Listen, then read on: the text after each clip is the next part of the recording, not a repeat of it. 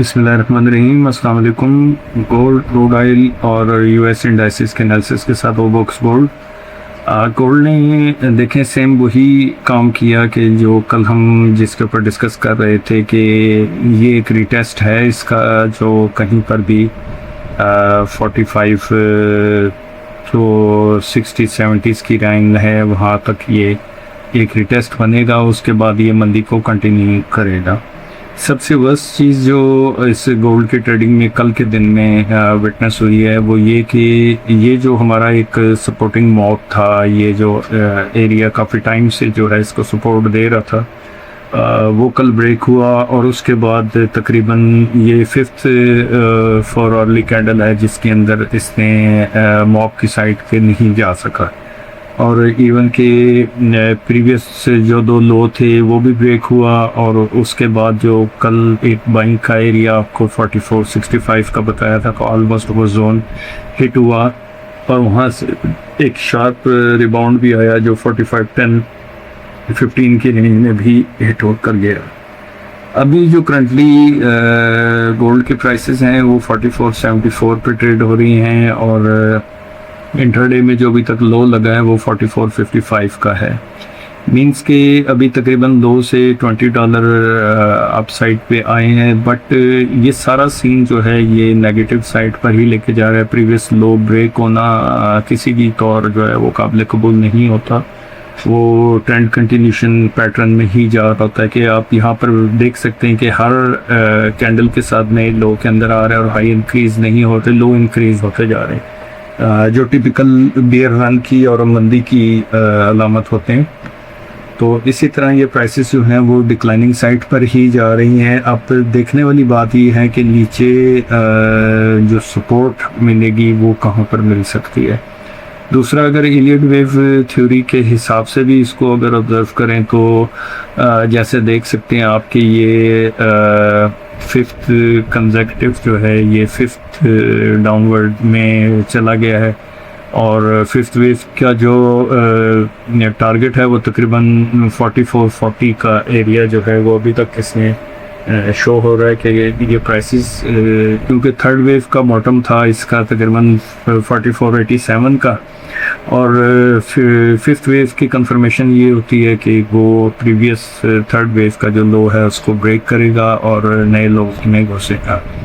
और सेम वही चल रहा है कि ये प्रीवियस लो 3rd वेव के ब्रेक हुए और 5th में एंटर हुआ और अभी जो इसका टारगेट आ रहा है वो 44-45 और 44-40 जैसी जगह जो है ये 5th वेव का। अभी इस कैलकुलेशन के हिसाब से गोल्ड यहाँ तक डिप लेता हुआ नज़र आ रहा है, कोई एक्सटेंशन नहीं है, कोई एक्सटेंडेड टारगेट नहीं है। और यही जगह अगर हम देखें तो ये एरिया तकरीबन 44-36 से लेकर तो 44-2 तक का जो है यहाँ पर एक और सपोर्टिंग मॉब है, जिसका भी ये सपोर्टिंग मॉब का जो टाइम फ्रेम है वो कल तक 21 मई तक जो है वो ये एरिया इसको सपोर्ट कर सकता है। ध्यान इसमें सिर्फ एक चीज़ जो है वो थोड़ा सा जो इसको पॉजिटिव साइड पर लेकर जा सकती है वो ये है कि इस टाइम इसकी जो 4 अर्ली की जो RSI है, रिलेटिव स्ट्रेंथ इंडेक्स है, वो तकरीबन स्लाइट ओवरसोल्ड साइड पे चला गया। मतलब यहाँ पे वैल्यूज़ अगर आप देखें तो 28 की वैल्यूज़ में है भी करंटली RSI जो है 4 अर्ली जा रहे हैं, जो इन द मिड कुछ फुल बैक भी ले सकता है यहाँ से, लेकिन इसको मज़ीद जो है वो कंटिन्यूशन में जाएगा और मज़ीद डिक्लाइनिंग साइड पे ये लेकर जा सकता है प्राइसेस को। एक शार्प पुल बैक बना हुआ है, $20 लो से ऊपर ट्रेड हो रहा है, बट ये कोई इस चीज़ का साइन नहीं है कि ये प्राइसेस को जो है ये वापस रिवर्स कर सकता है। कोई न्यूज़ ऐसी आ जाए जो इसके प्राइस को अपसाइड पर ट्रिगर कर दे, समथिंग एल्स। तो सेलिंग स्ट्रेंथ रहें और सेलिंग की रेंज का आपका तकरीबन 45-10 एंड अबव जो है आप शॉर्ट अटैम्प्ट कर सकते हैं और उसी हिसाब से जो है प्रॉफिट टेकिंग कर सकते हैं। अगर यूएस ऑयल की, क्रूड ऑयल की बात करें तो एक स्लो एंड स्लगिश पैटर्न है, बट बुल रन में है। आप देखें यहाँ पे हर बार जो है वो हाई इंक्रीज हो रहा है। अगर ट्रेंड लाइन लगाकर भी इसको ऑब्जर्व करें तो ट्रेंड जो है वो अपवर्ड ही बन रहा है। मतलब यहाँ से ट्रेंड को अगर आप देखें तो अप साइड पे ही ट्रेंड है। कोई न्यूज़ ऐसी आए जो इसको नोज ड्रिवन डाउन साइड पे कोई नोज डाइव आ जाए तो कुछ नहीं कहा जा सकता, लेकिन करंटली जो सीन है वो पॉजिटिव साइड पर ही इसको लेकर जा रहा है।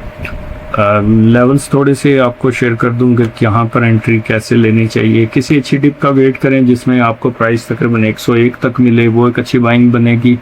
और या 106 के ऊपर या 105-80 के ऊपर प्राइस जो है वो सस्टेन करे तो आप इसके अंदर जो है वो इसके ऊपर जाकर आप तेज़ी कर सकते हैं। जो 105-80 से 104 से लेके 105-80 का एरिया ये नो ट्रेड जोन है, यहाँ पर ट्रेड ना लें। और नीचे सपोर्ट 101 से लेके तो 99-50-60 तक जो है वो सपोर्ट बनेगी, वो उस एरिया में आप बाई कर सकते हैं चीज़ों को। और बाई ऑन डिप इसमें स्टांस रख के तो ट्रेड ली जा सकती है। सेम लेवल्स हैं, कल भी यही डिस्कस हुए, परसों भी यही डिस्कस हुए कि अप साइड पे जब तक 105-40 से लेके 106-60-70 के ऊपर सस्टेन नहीं करती प्राइस, उस टाइम तक इसमें तेज़ी मज़ीद नहीं होगी। तो या तो किसी अच्छी हैंडसअप डीप का वेट करें जो 101 से लेके तो 99-50 तक मिले, वहाँ पर बाई करें। और या फिर 106 के ऊपर प्राइस सस्टेन करती है तो वहाँ पर ये 106 की हॉरिजॉन्टल लाइन है, आप देख लें कि इस एरिया में भी कंटिन्यूसली रेजिस्टेंस रही है और अभी काफ़ी टाइम से जो है वो इस एरिया को टच भी नहीं सके prices. Buy on dip stance है, इसके अंदर लेवल्स आपको बता दिए हैं, उसके हिसाब से ही आप ट्रेड करें। अगर हम अब बात करें यूएस इंडाइसेस में से SP 500 की, तो एक मंदी का चैनल चल रहा है और कंटिन्यूशन में ही है और मंदी ही करता हुआ लग रहा है। नीचे एक 100 DMA की सपोर्ट है जो 73-43 की रेंज बनती है। इस रेंज में अगर प्राइसेस मिलती हैं तो यहाँ से एक छोटा सा बाय अटेम्प्ट कर सकते हैं, कोई भी एक छोटा सा स्टॉप रख के। लेकिन अगर एज पर ट्रेंड जाए तो ट्रेंड नेगेटिव ही है। अच्छा, अगर अब यहाँ से एक छोटा सा पुल बैक आता भी है तो वो 74.15 से लेके तो 74.30-40 के बीच में कहीं अगर प्राइस आपको एक RSI को न्यूट्रलाइज करने के लिए मिलती हैं या किसी और सीन में मिलती हैं तो उसको आप ये कंसिडर कर सकते हैं कि ये एक आपको सेलिंग अपॉर्चुनिटी मिली है। नीचे बहुत बड़ी बड़ी सपोर्ट्स हैं, बहुत ये सारा जोन जो है सपोर्टिव जोन है। सबसे पहले 73.45 है, उसके बाद एक 72.90 का एरिया, मतलब ये सारा नीचे पैक सपोर्ट्स हैं इसमें। तो ये यहाँ से तेज़ी ही कर सकता है इसने में, लेकिन अभी जो करंट इसका ध्यान है वो मंदी है और सेल स्ट्रेंथ ही है। 74.15 से लेके 74.50-40 तक प्राइस मिले तो ज़रूर वहाँ पे शॉर्ट अटैम्प्ट करें। 74.65-70 का स्टॉप रखें और नीचे 73.45 का वेट करें। 73.45 से भी आप बाय कर सकते हैं, लेकिन एक कोई बहुत टाइट सा स्टॉप लॉस रख के तो इसमें आप ट्रेड निकाली जा सकती है। कंटिन्यूस एनालिसिस के लिए स्टे ट्यून्ड विद ओबॉक्स गोल्ड। अस्सलाम वालेकुम।